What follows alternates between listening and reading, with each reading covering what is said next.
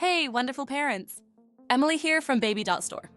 Today I'm showing you some quick and easy baby food recipes that your little one will love. Quick and easy baby food recipes. Recipe 1, mashed avocado. Just mash up a ripe avocado and serve. It's nutritious and yummy!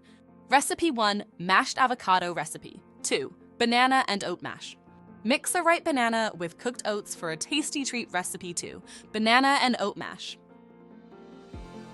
Recipe 3, sweet potato puree. Steam and mash sweet potatoes for a delicious, nutrient-packed meal. Recipe 3, sweet potato puree. Recipe 4, apple and carrot blend. Steam apples and carrots, then blend until smooth. Perfect for little taste buds. Recipe 4, apple and carrot blend. These recipes are simple, quick, and your baby will love them. Give them a try. What's your baby's favorite food? Share in the comments. Like and follow for more tips.